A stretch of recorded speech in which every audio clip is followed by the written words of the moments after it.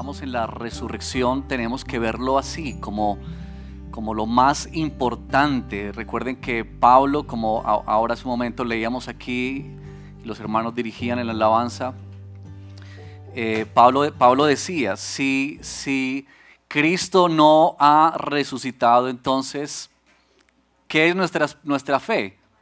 Es vana, ¿cierto? No habría ningún sentido, no tendría ninguna, digamos, razón de ser para reunirnos o algo así. Por eso Pablo dice, pues no nos quedaría más que comer, beber y ya, no habría nada más que hacer. Pero la resurrección, hermanos, es tan importante para nuestra vida y hoy queremos pensar o seguir pensando ya para finalizar como esta miniserie que hemos traído desde el miércoles en la vigilia, ayer en la cumbre de oración y hoy muy tempranito en la alborada, pensando en las implicaciones y los efectos de la resurrección de nuestro Señor Jesucristo. Este es el milagro de los milagros. Recuerden ustedes que Jesús hizo muchos milagros. Jesús resucitó muertos. ¿Recuerdan eso? Sanó enfermos. Le dio la vista a los ciegos. Pero el milagro más grande, el milagro más grande de nuestro Señor Jesucristo fue ese, el que un día se dijo, ha resucitado. Cuando esas mujeres fueron a buscarlo y ya no estaba ahí. Y los ángeles le dicen, ¿por qué buscan entre los muertos al que vive?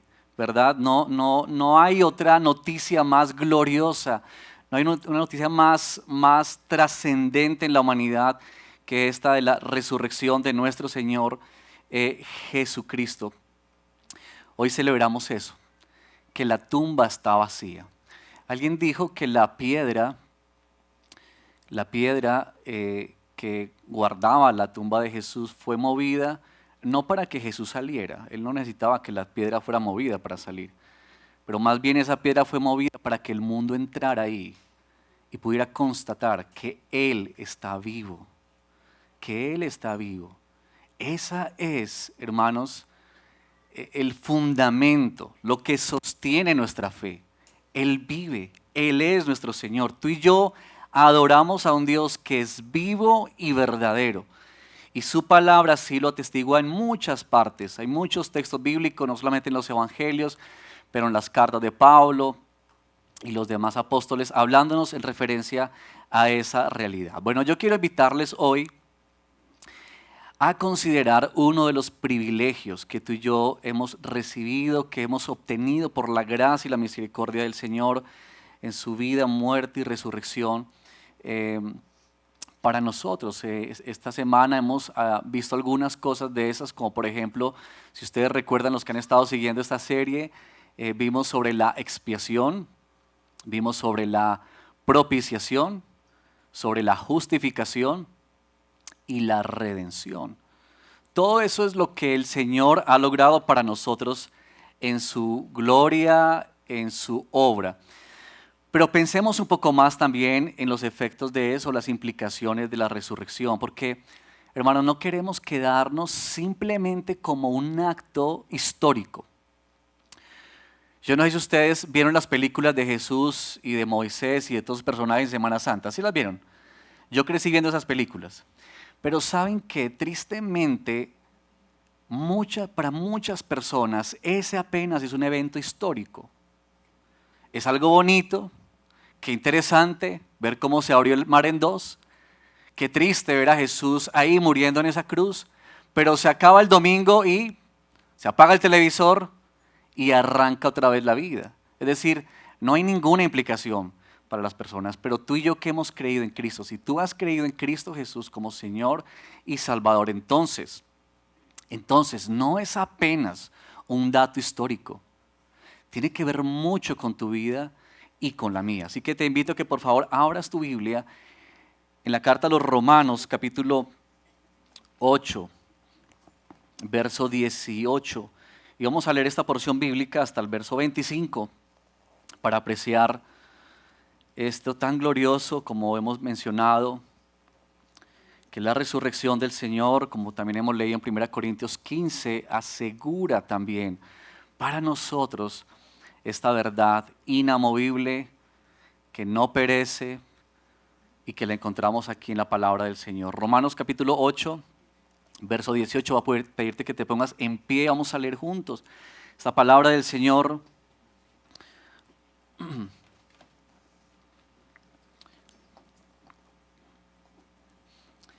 Y leo en favor de usted, dice así: pues considero, dice Pablo, que los sufrimientos de este tiempo presente no son dignos de ser comparados con la gloria que nos ha de ser revelada. Porque el anhelo profundo de la creación es aguardar ansiosamente la revelación de los hijos de Dios. Porque la creación fue sometida a vanidad, no de su propia voluntad, sino por causa de aquel que la sometió en la esperanza de que la creación misma será también liberada de la esclavitud de la corrupción a la libertad de la gloria de los hijos de Dios. Pues sabemos que la creación entera gime y sufre hasta ahora dolores de parto, y no solo ella, sino que también nosotros mismos, que tenemos las primicias del Espíritu, aún nosotros mismos gemimos en nuestro interior, aguardando ansiosamente la adopción como hijos, la redención de nuestro cuerpo. Porque en esperanza hemos sido salvados, pero la esperanza que se ve no es esperanza, pues ¿por qué esperar lo que uno ve? Pero si esperamos lo que no vemos, con paciencia lo aguardamos. Oremos al Señor. Padre, gracias por tu palabra. Permítenos, Señor, esta mañana, mientras seguimos pensando un poco más sobre las implicaciones de la resurrección, que esa historia que se nos cuenta en los evangelios impacte nuestra propia historia. Rogamos, Señor, que bendigas nuestras vidas hoy. Cada uno hemos llegado a este lugar en diferentes circunstancias, realidades de vidas propias, Señor. Y nosotros rogamos en el nombre de Jesús que tu bendita palabra nos hable, nos enseñe hoy conforme a tu plan y a tu propósito para nosotros. Pedimos que prepare nuestra mente, pero también nuestro corazón para recibir lo que es tu palabra. Pedimos esto en el nombre de Cristo Jesús. Amén y amén. Pueden tomar asiento. Bien, en este pasaje quiero compartirles hoy algunas ideas que nos surgen de este texto, pensando en la vida que se da a la luz de la resurrección. ¿Cómo es la vida a la luz de la resurrección? ¿Cómo es tu vida a la luz de la resurrección? Y el apóstol Pablo nos ayuda a pensar un poco en eso. Ese texto que acabamos de leer es un texto precioso, yo diría, es un texto que nos anima inmensamente por lo que contiene tan profundo y que nosotros cada vez necesitamos de alguna manera, por la gracia de Dios y con la ayuda de su Espíritu Santo, poder como entender cada vez más y precisar mejor de qué se trata. Pero noten ustedes que Pablo comienza este texto mencionándonos la realidad en la que tú y yo estamos, la realidad de un mundo caído. Él comienza considerando los sufrimientos, pues considero que los sufrimientos de este tiempo. Es interesante que Pablo, de alguna manera, al comenzar este pasaje bíblico, nos hace referencia a esto a lo que ninguno de nosotros puede escapar, y tiene que ver con el dolor, tiene que ver con el sufrimiento, la realidad de esta vida, de un mundo caído que experimenta los efectos de esa caída, del pecado, desde Génesis 3 en adelante hasta nuestros días.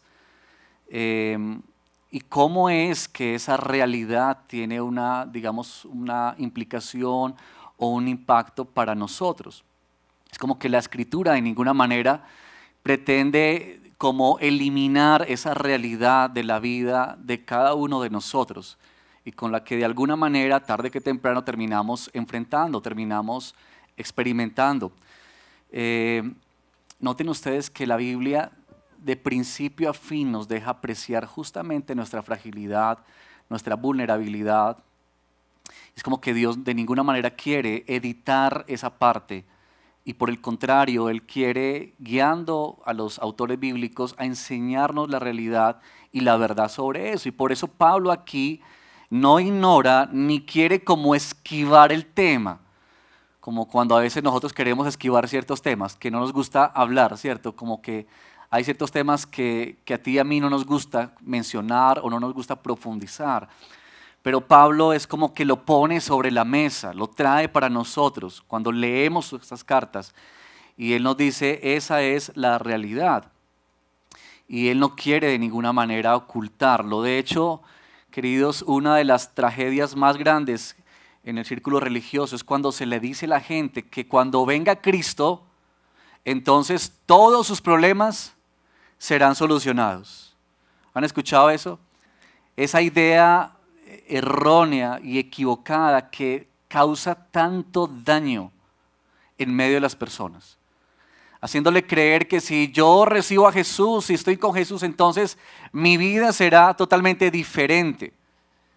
Y con esa idea de que todos mis problemas se van a solucionar o se van a erradicar. Y Pablo nos dice, no, así no es. Y Pablo quiere acentuar esa idea porque la misma escritura asevera lo mismo. Pablo está tomando lo que el Señor le ha enseñado, lo que él ha entendido, pero lo que también ha visto en las escrituras. Por ejemplo, Jesús dijo, en el mundo ustedes tendrán aflicciones. Pero también, por ejemplo, Santiago en su carta nos dice, dichosos cuando pasen por diversas pruebas.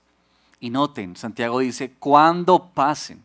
Él no dice, bueno, si de pronto algún día, si quizás en la vida, no.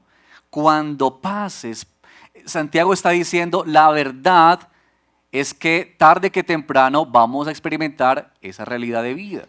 Y recuerden también el famoso Salmo 23, el Señor es mi pastor, nada me faltará. Qué idea tan hermosa y preciosa que se nos presenta en el Salmo 23. El Señor es nuestro pastor, es el que nos cuida, que está con nosotros. Pero ¿saben qué dice el verso más adelante? Cuando andes en valle de sombra de muerte. Es decir, el salmista aún está reconociendo esa misma realidad. Es que el hecho de que el Señor sí es nuestro pastor, no hace que tú y yo seamos como apartados del mundo o que ya no experimentemos las consecuencias de este mundo caído. No, ahí están presentes en medio de nuestra vida. Y bueno, hay muchos más textos que podríamos citar, pero basta con esto, yo creo, para poder entender un poco lo que Pablo aquí quiere decirnos. Miren por favor el versículo 23, porque Pablo aquí está haciendo como planteándonos o mostrándonos dos personajes. Por un lado, él dice que nosotros, verso 23, y no solo ella, hablando de la creación, sino que también nosotros mismos, que tenemos las primicias del Espíritu, aún nosotros mismos gemimos en nuestro interior.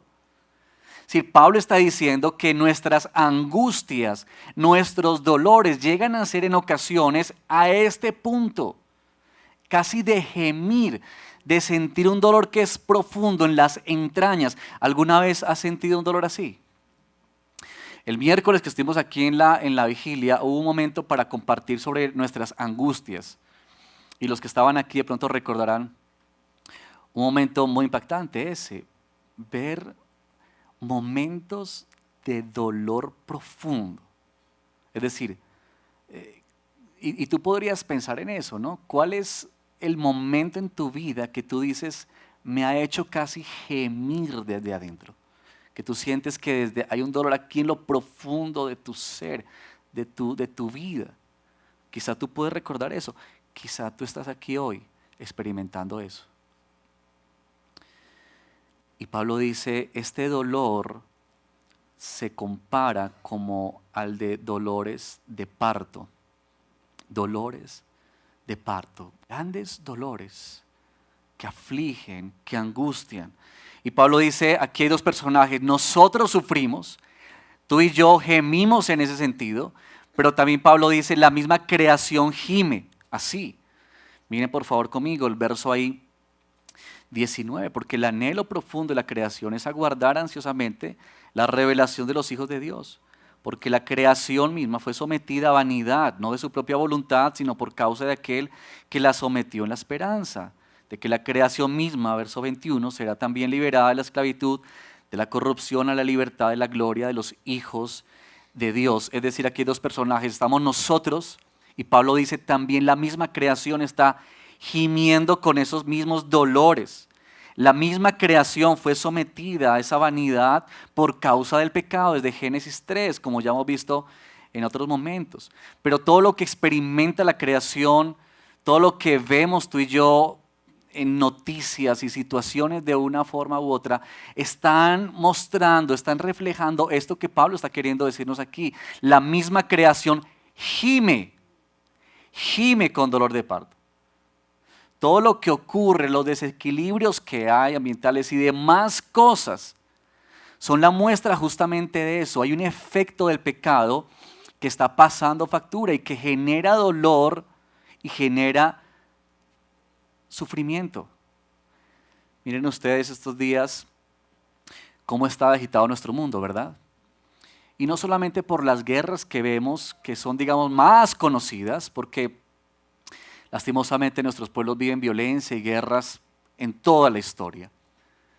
Pero ese mundo que está ahí como frenético, casi que convulsionando por la maldad y por tantas cosas que se ven y que vivimos, es justamente la manifestación de esta realidad. Nosotros y la creación gemimos con dolores de parto, con gran angustia. Ahora, lo que Pablo quiere decirnos aquí es el hecho de que si bien hay sufrimiento, también Pablo quiere impregnar algo en nuestra vida como creyentes, y es esto: quienes hemos creído en el Cristo resucitado, entonces su sufrimiento es diferente. Ahora, hermanos, no es diferente en el sentido de que duele menos, no. Es decir, a nosotros nos duele lo mismo que a todos. No es que el dolor sea menor o que nuestras pruebas o luchas sean menores, de menor grado, de ninguna manera, son iguales. Pero Pablo sí quiere clavar algo en nuestra mente y corazones, y es esto: sí hay una gran diferencia de quien ha confiado y ve en Cristo su Señor y su Salvador, y tiene que ver con la esperanza. Este es, digamos, el tema profundo en este texto, es la esperanza. ¿Cuál es la esperanza? Esta esperanza que tenemos en Cristo. Por eso Pablo dice, estos sufrimientos de ese tiempo presente no son dignos de ser comparados ¿con qué? Con la gloria que nos ha de ser revelada. Lo cual se traduce, queridos, en la forma en que tú y yo afrontamos ese dolor y ese sufrimiento. Porque así como también desde el mismo momento que el pecado hizo su arribo en la humanidad y afectó todas las cosas, desde ese mismo instante también Dios mismo en su gracia y en su misericordia proveyó la luz de una esperanza futura en Cristo Jesús. Y eso entonces hace todo completamente distinto, es lo que Pablo quiere decirnos. Así que este texto en primer lugar quiere asegurar que entendemos la realidad del sufrimiento en nosotros. Pero en segundo lugar, este texto también quiere mostrar que hay una promesa para el creyente. Y miren por favor conmigo, verso 21, hacia el final dice que la creación misma será también liberada de la esclavitud, de la corrupción, a la libertad de la gloria de los hijos de Dios, es decir, de ti y de mí, de nosotros. Miren verso 23, y no solo ella está hablando, sino que también nosotros mismos, que tenemos las primicias del Espíritu, aún nosotros mismos gemimos en nuestro interior. Pero ¿qué sucede? Aguardando ansiosamente la adopción como hijos, la redención de nuestro cuerpo. Verso 24, porque en esperanza hemos sido salvados. Esta es lo que Pablo quiere como de alguna manera meter en nuestra mente y en nuestro corazón. Sí hay unos sufrimientos, sí hay un dolor, sí hay un mundo caído, sí nos agobian un montón de cosas, por supuesto que sí, no somos diferentes a otros, no, también tú y yo experimentamos la enfermedad, también nos duelen las cosas, también envejecemos y un día moriremos. Pero Pablo quiere decir, ustedes han de vivir diferente frente a esa realidad por una razón. Hay una promesa para ustedes. Y la promesa es esta, que Cristo Jesús en su resurrección aseguró un futuro para ti y para mí. Es decir, hay algo que sobresale a este presente. Es como que Pablo quiere de alguna manera hacernos levantar nuestra mirada y poder mirar más allá del horizonte para ver qué es lo que Dios ha preparado por su gracia para nosotros. Es que la misma creación, dice Pablo, que aguarda por ese día. La idea aquí es como que la creación sabe que el día en que los hijos de Dios sean glorificados, entonces ese día también llegará su redención. Y la idea ahí es como que la creación como que se empina en sus pies para mirar y observar atentamente a los hijos de Dios. Y está la expectativa. ¿Cuándo es que estos serán glorificados? ¿Cuándo es que estos experimentarán esa promesa? Porque sabe, Pablo está aquí haciendo esta metáfora acá, sabe la creación que ese día entonces también es su día anhelado, su día esperado. Lo que tenemos aquí, mis queridos hermanos, es una anticipación maravillosa de la gloria que nos aguarda. Y por eso es tan interesante lo que hace aquí el apóstol Pablo, de mostrarnos este cuadro como al final de la historia, para que tú y yo podamos verlo, para que tú y yo podamos entenderlo, para que tú y yo podamos al final ver lo que está ocurriendo en esa historia. Piensa, por ejemplo, en la eternidad, y yo no sé qué viene a tu mente cuando pensamos en la eternidad, pero piensa por un momento en lo que es tu vida, independientemente de los años que el Señor te dé, si nos da 30 o 40 o 80, los que Él quiera darnos, tenga bien. Pero piensa por un momento en ese momento de vida, esos años, en comparación con la eternidad. ¿Qué vendría siendo?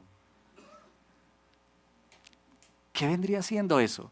Y es lo que yo creo Pablo en un sentido quiere ayudarnos a entender. Que tú y yo podamos ver mejor, porque a veces nosotros vivimos al contrario, como si el aquí, esta vida fuera todo y la eternidad fuera por allá algo pequeño, en algún rincón. Pero lo que Pablo quiere mostrarnos a ti y a mí es que el Señor por su gracia nos permite ver toda la historia. Su promesa es como luz en el horizonte.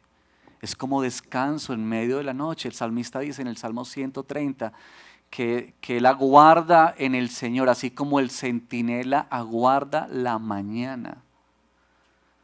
Y ustedes han visto, no sé si han visto los que cuidan lugares en la noche y ellos están esperando solamente una cosa, y es esta, que amanezca. Y dicen que es un momento más complejo en la madrugada, más pesada. Pero aún en ese momento más oscuro,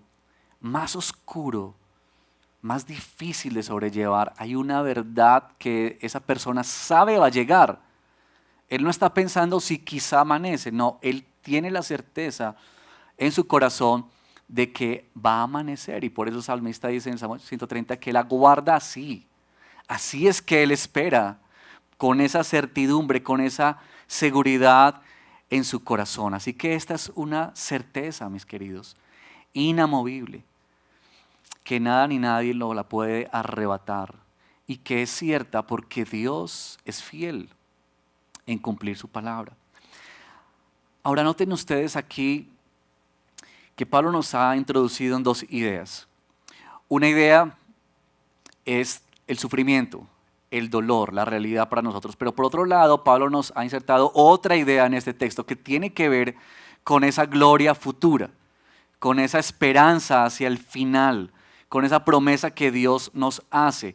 Y parece que en eso hay como una tensión entre el sufrimiento y el dolor, pero a la vez en esa gloria futura. Y como que cómo es que nosotros entonces vivimos a la luz de esas dos verdades, porque son una doble afirmación que Pablo nos hace aquí.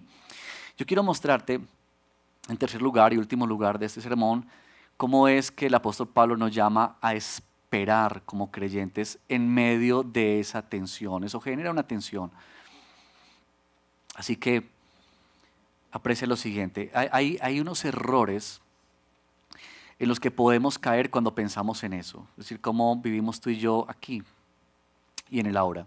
Un error tiene que ver con ver la resurrección, como dijimos hace un momento, como un evento histórico, es decir, que está en el pasado, pero sin ninguna repercusión o implicación para nuestro presente ni para nuestro futuro.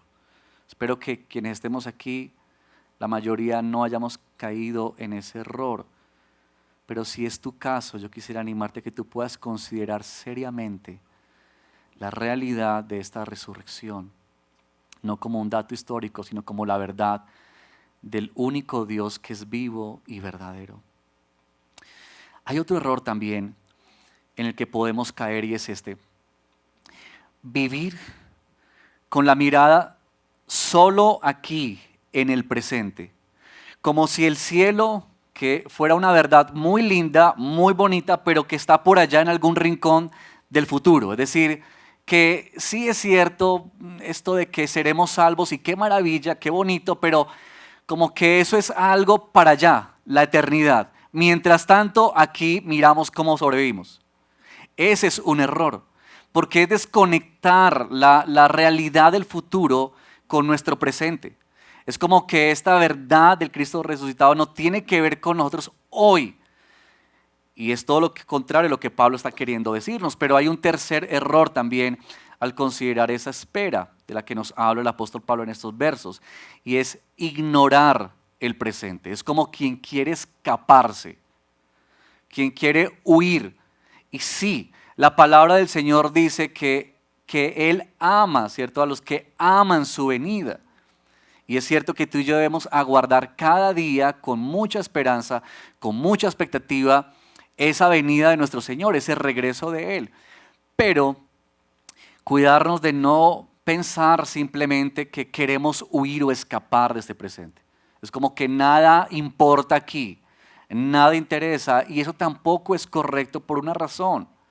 Porque Dios te dio a ti la vida que tú tienes. Dios te puso a ti en el contexto en el que tú te encuentras. Y eso tiene un sentido porque fue Dios quien así lo diseñó. Así que si Dios nos dio la vida y si Dios nos puso ahora en donde estamos, entonces tiene mucho de importancia para nosotros. John Stott escribió lo siguiente, él dijo esto: nosotros debemos esperar, pero no tan ansiosamente que perdamos la paciencia, ni tan pacientemente que perdamos la expectativa. No tan ansiosamente que perdamos la paciencia, ni tan pacientemente que perdamos la expectativa. La manera en la que se nos indica en este pasaje esperar, versos 24 y 25, y los versos que hemos leído anteriormente, tienen que ver con esta idea de un embarazo. La mujer que está esperando dar a luz. Yo no sé cuántas mamás hayan aquí, pero ustedes, mamás, mejor que nosotros, pueden entender y saber de qué se trata, ¿verdad? Esta ilustración que está dando el apóstol Pablo. Porque, ¿cómo son los dolores de parto? A ver, mamás, ¿cómo son? Ya empiezan a gemir las mamás, ¿cierto? No asusten a las que están embarazadas, por favor. No asusten. Pero la verdad es que uno de hombre supone, que uno no sabe eso, pero uno supone que los dolores de parto son muy duros, muy duros. Yo estuve en el parto de mi primer hijo, en el de Josué. Ahí estuve yo. Yo entré ahí como un buen hombre y buen esposo. Yo entré ahí a darle ánimo a mi esposa ese día en esa clínica. Hermano, casi me desmayo ahí en ese lugar. Yo recuerdo que mi esposa me daba ánimos. Mi amor, tranquilo, ya vamos a terminar, tranquilo. Hermanos, si hemos visto una mujer que está dando a luz, el gemido, el dolor es impactante. Es impactante. Pero ¿saben qué? Esta ilustración es preciosa por una razón. Ustedes, mamás, es cierto que mientras ustedes están soportando los dolores de parto, los dolores profundos, humanamente ahí, ¿no hay como una sensación que se revuelve con una expectativa de gozo y de alegría? ¿Es verdad, mamás? Ah, bueno, gracias al Señor. Es como que, noten ustedes, los dolores no desaparecen. Es decir, el gozo, la expectativa no elimina el dolor. No, el dolor ahí está. La mamá no se está quejando de más, está sufriendo de verdad. Pero a la vez está experimentando una alegría profunda en su ser. ¿Por qué? Porque añora tener a ese bebé por fin en sus brazos. Por fin en sus brazos. Para poderlo disfrutar.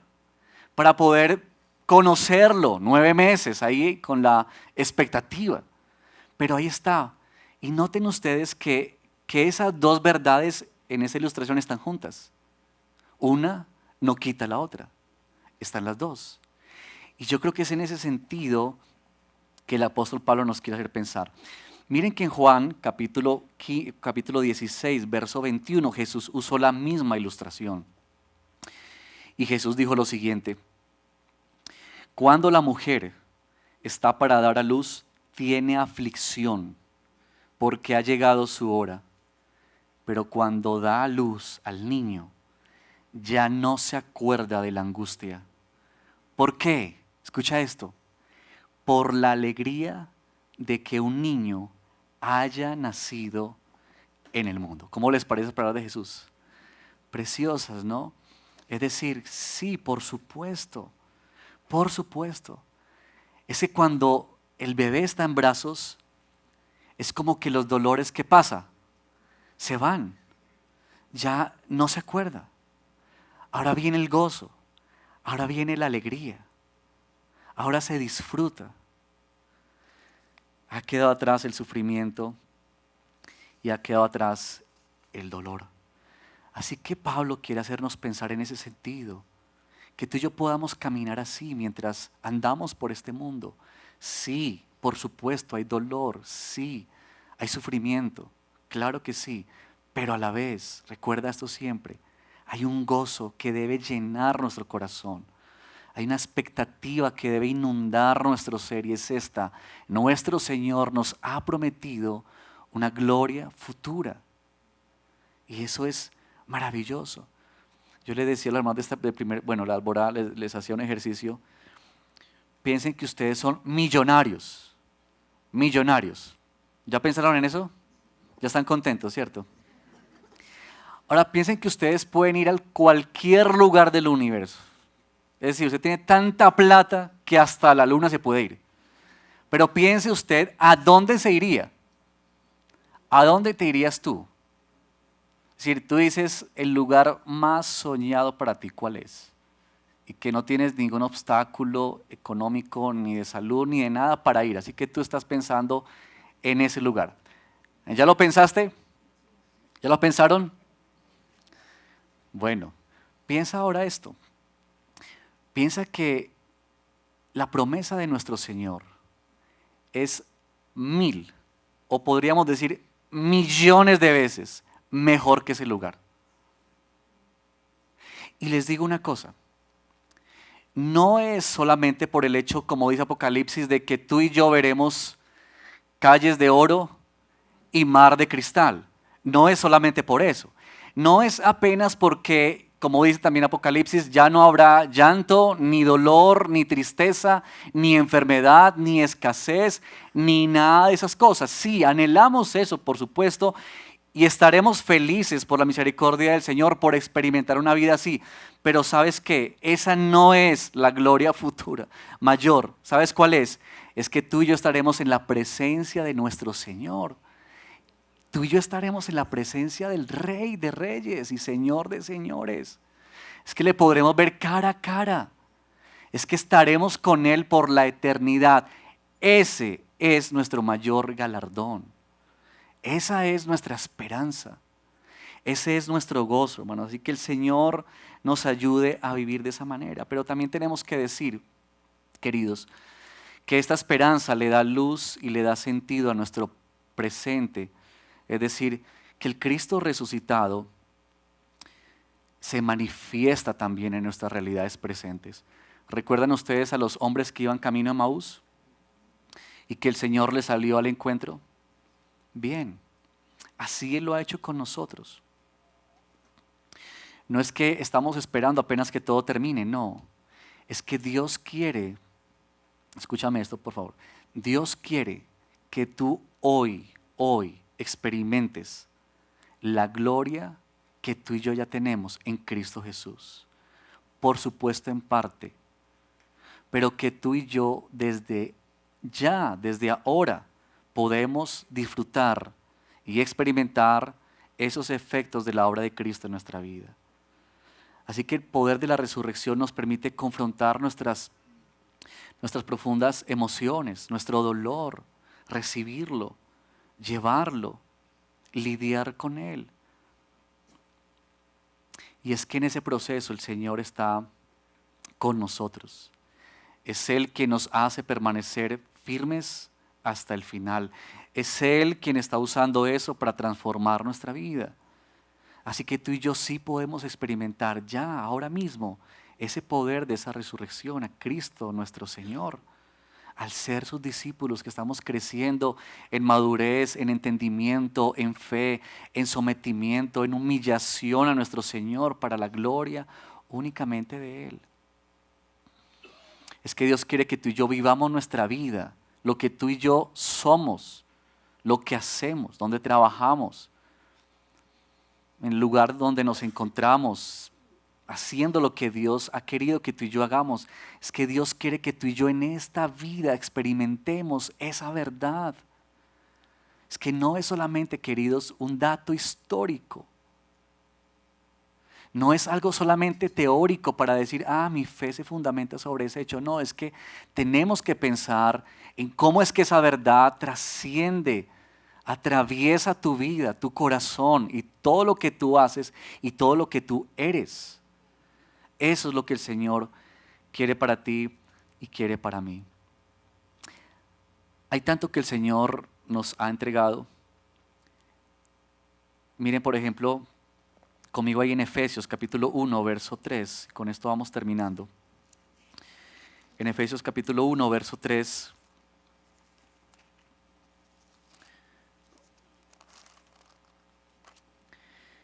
Dice el apóstol Pablo, bendito sea el Dios y Padre de nuestro Señor Jesucristo, que nos ha bendecido con toda bendición espiritual en los lugares celestiales en Cristo. Piensa por un momento en eso. Él, Dios, te ha bendecido a ti con toda bendición espiritual en los lugares celestiales en Cristo. ¿Cierto que necesitamos cada día poder comprender mejor esto? Para adorar mejor a nuestro Señor, para estar más agradecidos con Él, para humillarnos y someternos más a Él. Tú y yo necesitamos comprender mejor esto y ustedes pueden luego leer el resto de este capítulo y pensar sobre esto que el Señor ha hecho para nosotros. Quiero terminar con esto, mis queridos, y es a la luz de este texto de Romanos capítulo 8, pensar en lo siguiente. Tú y yo caminamos este mundo, como Pablo también dice, como peregrinos. Somos quienes pasamos por este mundo, pero no pertenecemos a este mundo. Así que la pregunta para nosotros sería, ¿cómo es que la resurrección de nuestro Señor Jesucristo nos ayuda a vivir una vida para Dios? ¿Cómo te anima a ti hoy? ¿Cómo te consuela a ti hoy? ¿Cómo el Señor quiere a través de esta verdad hacer algo en tu corazón y en mi corazón? ¿Cómo es que tú y yo podemos vivir mejor esta vida a la luz del futuro? ¿Cómo es que tú y yo podemos ser mejores ciudadanos de este mundo? Hijos de Dios que representan a nuestro Señor, que anhelamos su venida, por supuesto, pero que tú y yo vivimos este mundo apasionadamente, en el buen sentido de la palabra, que vivimos apasionadamente para nuestro Dios, para mostrar su gloria, su belleza, para someternos a Él, para adorarlo a Él, para reconocerlo a Él todos y cada uno de los días de nuestra vida. ¿Cómo es que la resurrección de nuestro Señor cambia para ti algo de perspectiva hoy? Hoy, en lo que tú estás enfrentando, en lo que tú estás viviendo. Cómo el Señor te habla, cómo el Señor quiere llamar tu atención en ello.